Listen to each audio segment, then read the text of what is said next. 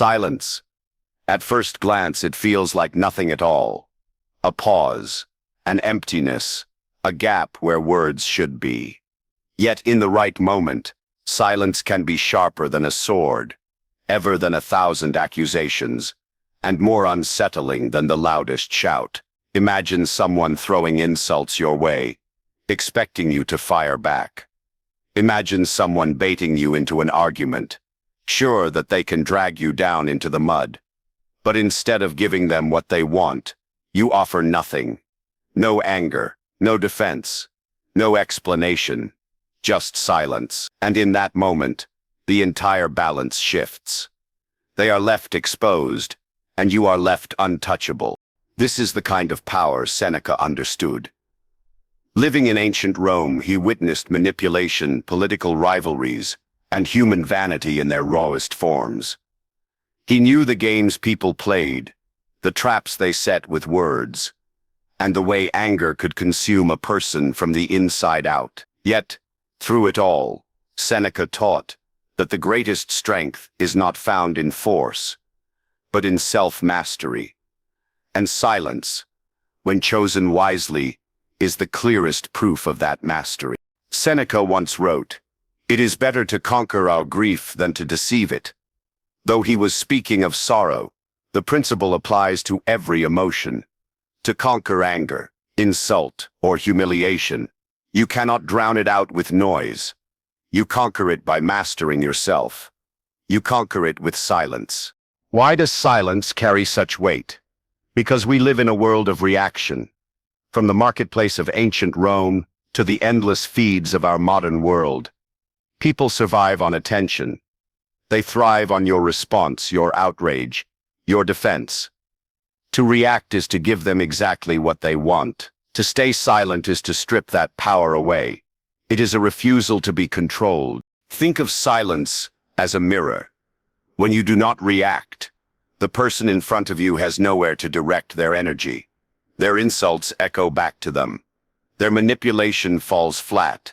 Their confidence crumbles because the stage they built for their performance is suddenly empty. In silence, you are not avoiding the battle. You are removing the battlefield entirely. Seneca observed human behavior with clarity. He saw that those who cannot hold their tongue are slaves to others. He wrote, "No man is free who is a slave to his body." And in the same spirit, no man is free who is a slave to his temper. To be provoked into shouting, into endless arguments, into desperate explanations, is to give away your freedom. But to remain silent, to control your tongue, is to remain sovereign over yourself. Now, imagine two people arguing. One grows louder and louder, desperate to prove their point. The other stands calm, listening, saying little or nothing at all. Which one looks stronger? Which one appears wiser? Which one do you trust? We've all been in situations like this, where the loudest person seems the weakest, because they reveal just how rattled they truly are. A silence, on the other hand, speaks of composure, patience, and confidence. It whispers to the world, "I don't need to prove myself to you." This is why silence unsettles manipulators.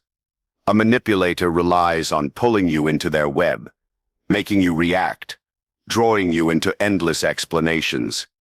They thrive on your emotional energy. But when you stay silent, you cut the strings they hope to control you with. You turn the tables because now they are the ones scrambling, desperate to get a response, desperate to regain the control that slipped from their hands. Seneca knew this well. As an advisor to the Emperor Nero, he often faced slander, suspicion, and political schemes. And yet his writings remind us not to waste energy fighting shadows. He warned that and only enlarges the wounds we already have. He wrote, "How much better to heal than to seek revenge from injury. Vengeance wastes a lot of time and exposes you to many more injuries than the first that sparked it." Silence is a form of healing because it denies the injury more fuel. It is a refusal to waste time. We can apply this ancient wisdom in our modern lives. Think of relationships. When someone tries to provoke you, Silence can end the game before it begins. Think of work. When gossip swirls around you, Lila's protects your dignity without dragging you into the mud. Think of social media. Outrage is the currency of the online world, and every reaction feeds the system. But your silence removes the profit. You deny them the clicks, the validation, the attention. You deny them power. But let's be clear. Silence is not always passive. It is not cowardice. It is not avoidance. True silence is active. It is a decision. It is strength, disguised as stillness. Anyone can shout. Anyone can argue. But to choose silence when provoked requires discipline. And that discipline is what Stoicism is built upon.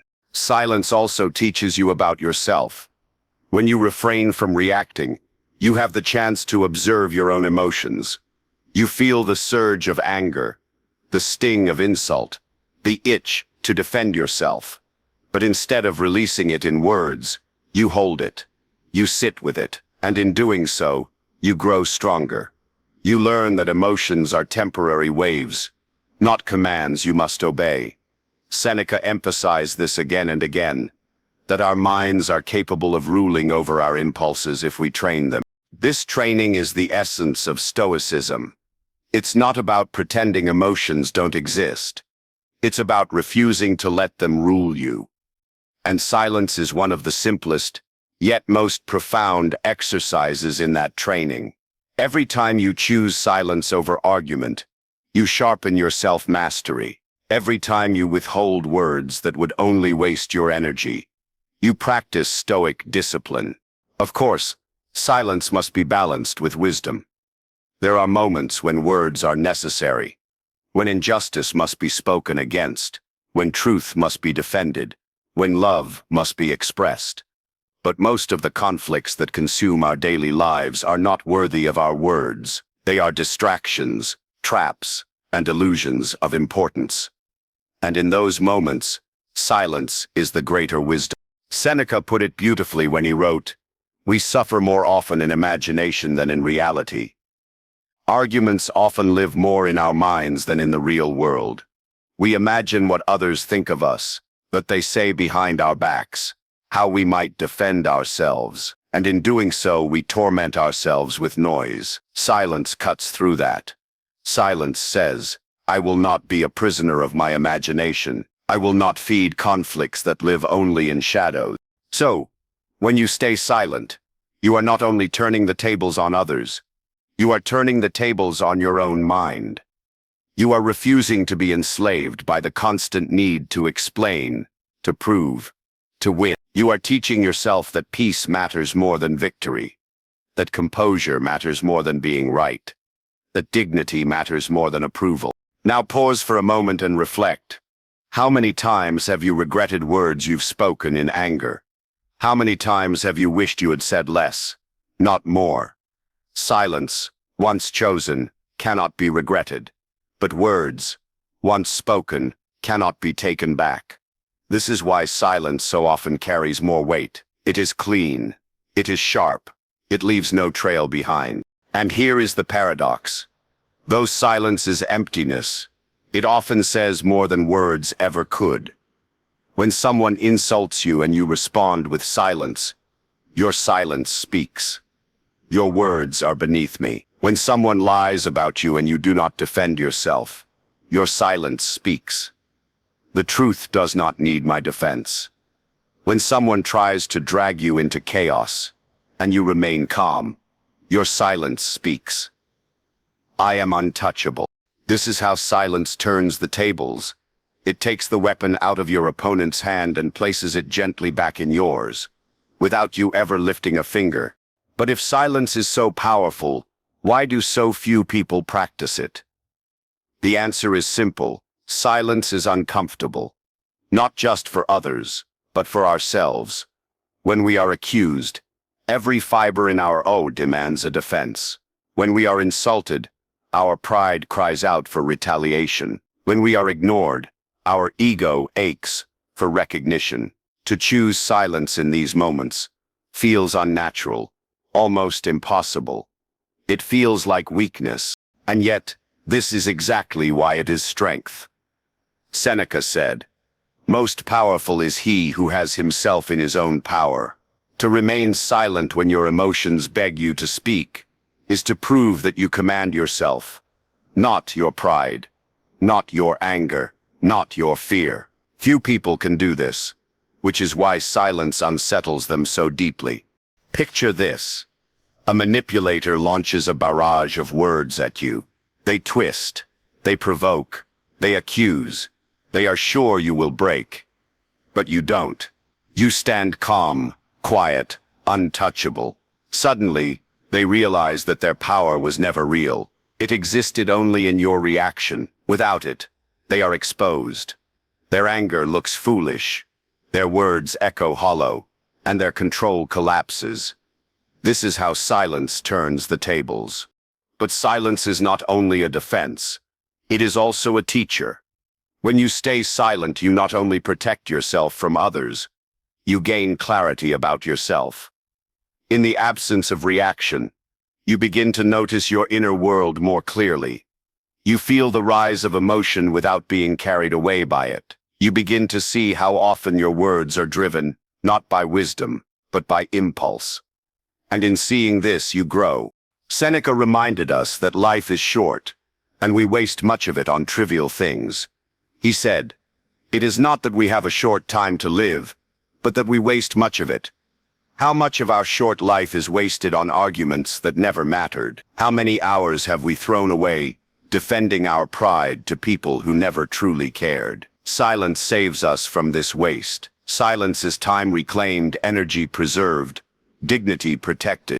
In this way, silence is also freedom. Freedom from the endless cycle of reaction. Freedom from the trap of always needing to explain yourself. Freedom from being pulled into every storm that passes by. The Stoics that true freedom is not found in controlling others, but in controlling yourself. And silence is one of the clearest signs of that control. Let's bring this closer to daily life. Imagine you're at work, and a colleague spreads a rumor about you. Your first instinct is to fight back, to defend your name, to argue your case. But what happens if you stay silent? At first, others may look at you, waiting for your side of the story. But soon, your silence raises a different question. Why would someone so calm need to defend themselves? The gossip loses its flavor, the rumor weakens, and your dignity remains untouched. Or think of relationships. A partner, friend, or family member lashes out in anger, saying things they don't mean. If you answer in the same spirit, the fire grows hotter. But if you choose slies, the fire burns itself out. Later, when calm returns, your silence will be remembered, not as weakness, but as wisdom. Even in arguments with strangers on the street, in traffic or online, silence protects you. To engage is to descend to their level. To remain silent is to rise above. And rising above is where Stoicism asks us to live. Seneca also understood the value of silence in the pursuit of wisdom itself. He knew that wisdom requires listening more than speaking, observing more than interrupting. He said, "Why do we complain of nature? He has acted kindly. Life, if you know how to use it, is long. But how do we learn how to use it? Through reflection, through listening, through silence. Only when the noise stops can we hear what matters." Silence is not the absence of communication. It is a form of communication. It tells others that you are in control, that you cannot be shaken, that you will not waste words. And it tells yourself that your peace matters more than your pride.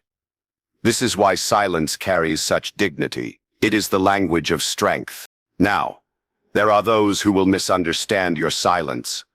They will think you are weak, that you are afraid, that you have nothing to say. Let them think this. Their misunderstanding does not diminish your strength. Remember Seneca's warning. We suffer more from imagination than from reality. Their thoughts about you live only in their imagination. Why should you suffer for them? Why should you speak just to satisfy an illusion? The truth is, those who are unsettled by your silence reveal more about themselves than about you. They reveal their dependence on control, their hunger for validation, their weakness hidden behind noise. And when your silence exes this, you have already turned the tables. You have already won. But silence requires more than discipline. It requires trust. Trust that the truth will reveal itself, without your defense. Trust that your dignity will protect you more than your words. Trust that your peace is worth more than their approval. This is hard. We want to be understood, to be seen, to be defended. But Stoicism teaches us that the only defense we truly need is our virtue, our integrity, our self-control. Seneca wrote, "A gem cannot be polished without friction, nor a man perfected without trials." Every time you choose silence in the face of provocation, you polish yourself. You grow smoother, stronger, more unshakable. The trial of silence perfects you, because it forces you to endure the friction of your own pride. And each time you endure it, you shine brighter. Think about the most respected people you know. Do they shout to be heard, or do they carry themselves with calm authority, speaking only when necessary, and often saying more through their silence than others do through their reses? True power does not shout. True power does not scramble for attention. True power is quiet, steady, patient. And that is the kind of power silence gives you. In a world addicted to noise, silence is rebellion. In a culture of outrage, silence is resistance. In a time when everyone feels the need to share every thought, silence is wisdom. This is why Seneca's words still matter. This is why his wisdom endures. Because silence, though ancient, will always be radical. And so, the next time someone provokes you, remember, your silence is not emptiness. It is a weapon. It is a shield. It is a mirror. It is a lesson. It is freedom. In silence, you reclaim your strength. In silence, you turn the tables. Silence is one of those things that people underestimate until they experience its weight. A single pause, a refusal to engage, can hang in the air longer than an entire speech. It leaves room for the mind to wander, for insecurity to creep in, for doubt to bloom. When you refuse to respond, the other person is forced to fill the silence themselves, and in doing so, they often reveal far more than they intended. Seneca knew that human beings crave certainty. We want to know what others are thinking, what they are feeling, where they stand. When someone speaks, we can measure their words. But when they fall silent, we are left guessing. And guessing creates anxiety. In this way, silence is not a retreat, but an advance. It keeps you still while the other person runs in circles. Take the example of arguments. Two friends are fighting and one of them grows increasingly agitated, raising their voice, listing every complaint. The other simply listens, saying nothing. The first grows louder, more desperate, searching for a crack. But the silence remains. Eventually the anger begins to fade, replaced by confusion, perhaps even guilt. The silence has done its work. It has turned the tables. This is not an easy skill to master. Silence requires patience, and patience is rare. It requires humility, and humility is painful. Most of all, it requires faith in yourself. Faith that you don't defend every inch of your pride. Seneca reminded us, we are more often frightened than hurt, and we suffer more in imagination than in reality. Most of the battles we think we need to fight exist only in our imagination. Silence protects us from these illusions. Think of how many words are wasted each day. On gossip, on rumors, on petty debates, on proving ourselves to people who will never truly listen. Imagine how much of that could be spared by silence. Every word spoken in anger is like pouring oil on a fire, but every moment of silence is like water, starving the flames of their fuel. Seneca also warned against anger, writing that anger, if not restrained, is frequently more hurtful to us than the injury that provokes it. Think about that. Often, the reaction hurts us more than the insult. The insult passes quickly, but our angry response can damage relationships, reputations, and even our own health. Silence prevents this. Silence is restraint in action. Consider another scenario. You're scrolling online, and someone leaves a hateful comment under your post. They insult you, mock you, question your worth. The urge to respond is strong. You type a reply, delete it, type it again. You want to defend yourself, but ask yourself, what does that defense achieve? Does it change their mind? Does it lift you higher? Or does it simply drag you into their storm? Silence in this case is not weakness. It is wisdom. You deny them the satisfaction. You deny them your energy. You deny them control. And yet, silence is not about ignoring everything. It's about choosing wisely. Sometimes silence is the loudest truth you can tell. Other times, it is necessary to speak. But Stoicism teaches us to know the difference. Seneca believed in measured words, words that serve purpose. He said, speech is the index of the mind. And what does silence reveal? A mind that is calm, a mind that is unshaken, a mind that does not waste itself on the unworthy. This is why silence commands respect. Think of leaders you admire. Do they chatter endlessly? Or do they speak sparingly, with words that carry weight? Their silence between words gives those words gravity. Their restraint gives them authority. We trust the calm voice, not the loud one. We follow the person who listens before speaking. Silence is not emptiness. It is presence. And presence is what silence creates. When you stop filling the air with words, you become more aware. You notice what others are really saying. You see the emotions behind their words. You observe their body language, their hesitations, their contradictions. Silence sharpens your perception, giving you an edge that endless talking could never offer. Seneca lived in a world of politics, where words could destroy reputations and spark conspiracies. He understood the danger of speaking too freely. He advised caution, because every word could be used against you.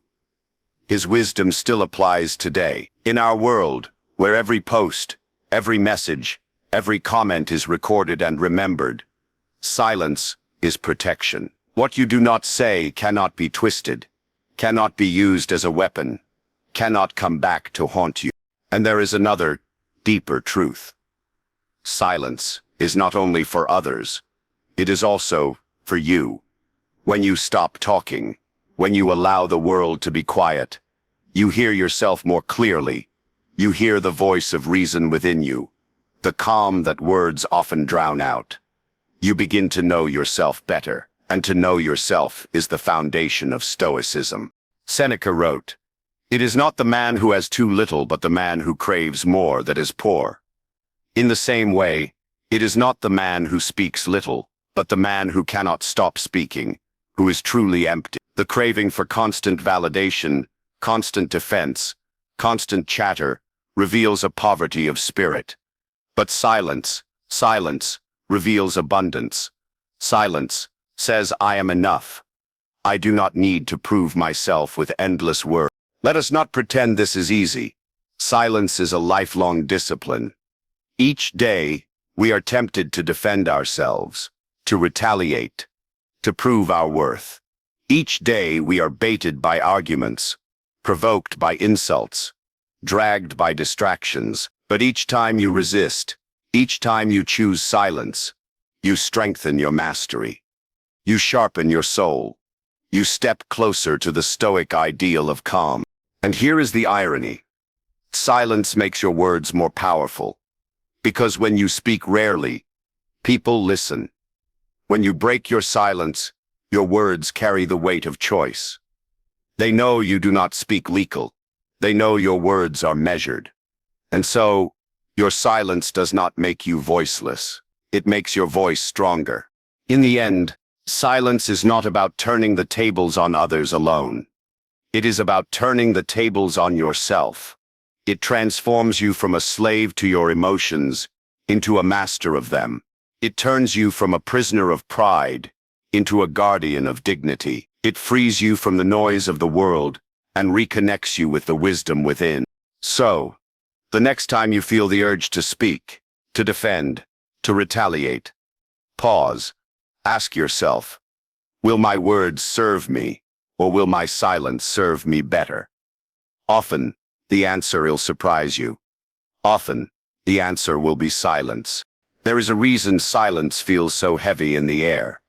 It's because silence forces truth to surface. When words stop, masks fall away. A person who cannot bear silence is often a person running from themselves. This is why silence is so unsettling to those who seek to control others. Their strength lies in noise, in distraction, in manipulation. But when you respond with nothing, you strip away the illusion. They are forced to face themselves, and most cannot endure what they see. Seneca, observing human nature in all its rawness, knew this better than most. He lived in a time when ambition, pride, and betrayal were everywhere. Words were weapons, used to elevate some and destroy others. But he also saw that the wisest men were not those who shouted the loudest, but those who remained calm, choosing their words sparingly, and letting silence speak for them. He once reminded us, "What need is there to weep over parts of life? The whole of it calls for tears. Life itself is full of struggle. Why waste tears or words on petty battles? When you use silence well, you step outside of the noise. You rise above it. And from that higher ground, you see things others cannot. You see the smallness of the insults, the pettiness of the arguments, the futility of the noise. You realize that most of the conflicts that steal your peace are not worth your energy. And so, silence becomes your shield, your fortress, your weapon." Think of how silence has shaped history. Some of the most powerful protests have been silent. A crowd standing in silence says more than 1,000 chants. A single moment of silence can honor the dead with more weight than any speech. Silence has the power to unite, to heal, to dignify. When you understand this, you see that silence is not weakness. It is presence. It is meaning. It is mastery. Seneca knew that mastery of the self was the highest goal. He wrote, "He who is brave is free, and silence is an act of bravery. It is the courage to face your own emotions or running from them. It is the bravery to endure misunderstanding, to let others think what they will, to let go of the need to be right in the eyes of the world. This bravery frees you." But let's not imagine that silence always feels victorious in the moment. Often, it feels like defeat. You walk away from an argument, silent, and hours later your mind replays everything you could have said. You feel the sting of pride. You feel as if you lost, but did you really lose? Or did you win something much greater? Your peace, your dignity, your mastery. Seneca would say the latter, for he believed that victory over yourself is the greatest victory of all. And over time, you begin to notice something else. The more you practice silence, the less you crave noise. The more you master your tongue, the less power others have over you. Insults begin to lose their sting. Manipulations fall flat before they reach you. Arguments no longer draw you in. You become a stillness in the storm, a calm in the chaos. And people notice. They respect it. They may not understand it, but they cannot deny it. This is the paradox of silence. What feels like weakness to you becomes strength to others. What feels like defeat in the moment becomes victory in the long run. Your silence builds a reputation for calm, for wisdom, for strength. And this reputation is worth more than winning 100 petty battles. Seneca taught us to measure the value of our time and energy. He said, "Life is long if you know how to use it." When you waste words on every conflict, you shorten your life, not in years but in quality. You scatter your energy into 1,000 empty directions, but when you guard your tongue, when you choose silence, you keep your life intact. You spend it on what truly matters. You live longer, not by years, but by peace. So, what does it mean to let your silence turn the tables? It means to understand that you are not required to answer every provocation. You are not obligated to defend your pride at every turn. You are not bound to waste your time on those who feed on your energy. It means recognizing that silence, chosen with wisdom, is not emptiness. It is power. And this power grows with practice.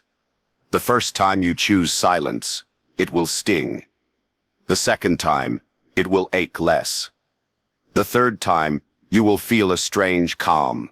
And soon, silence will become natural.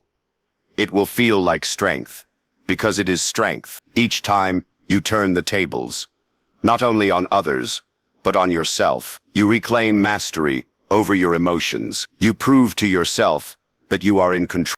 In the end, silence is not about defeating others. It is about mastering yourself. It is about choosing peace over pride, dignity over impulse, wisdom over noise. And in that choice, you discover a freedom it will ever know. So, remember this: when the world provokes you, when insults fly, when accusations rise, when manipulation presses in, your silence is not nothing. It is everything. It is your strength, your shield, your wisdom, your freedom. And perhaps, the next time you feel the urge to respond, you will hear Seneca's voice whispering across the centuries. It is the power of the mind to be unconquerable. Your silence is proof that you are unconquerable. Your silence turns the tables. So, choose it, live it, master it, and let your silence speak louder than words ever could. If this message resonated with you, then keep walking this path with us. The wisdom of Seneca is not just philosophy. It is a way of living, a way of mastering yourself in a world that seeks to master you. Subscribe, stay close, and let us continue learning together. For the journey of silence, discipline, and stoic strength is one we must take step by step, day by day, lesson by lesson. And each lesson brings us closer to the freedom Seneca promised. The freedom of a soul that cannot be shaken.